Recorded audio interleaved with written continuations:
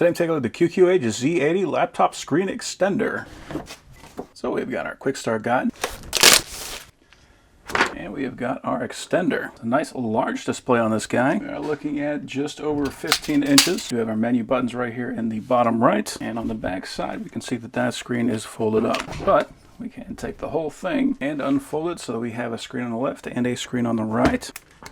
That is the same size screen. We do also have our menu buttons right there. This one has our power button, turn it on and off. There are no ports on the screens themselves. The only port that we have is actually right here on the center of the unit. So they're both USB-C. This is our USB data port, and this is our charging port. It does have a kickstand on the back, and it does have rubber pads on all the corners to protect your laptop. Now, because of the way that this guy folds up, you can actually do some fairly unique things that you cannot do with other laptop screen extenders. So, for example, if you're having a meeting and you want to duplicate the displays, you can have your laptop right here so that you can see, and if you got people on the other side of the table, they also can see. So very interesting design. I do also appreciate that you can literally get both displays out of a single port.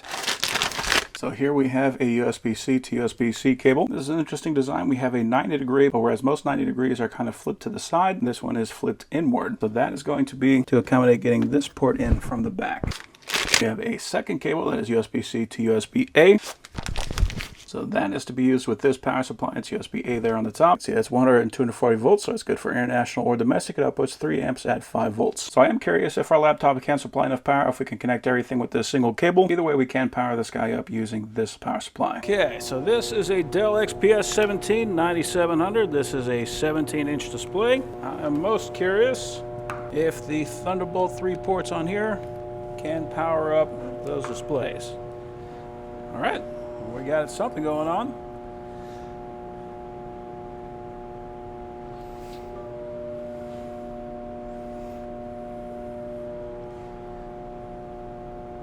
Cool. So we are duplicating. Let's go ahead and pop out that kickstand.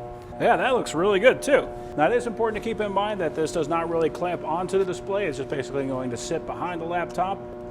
But as long as that is not going to get in the way, that should be perfectly fine. So I'm going to display settings. As you can see right now, we are fully duplicating, and this is a 16 by 10. So it is a little bit taller than most 16 by 9 monitors, and that is why we got that black bar on the side. So instead of duplicate, I'm going to go to extend.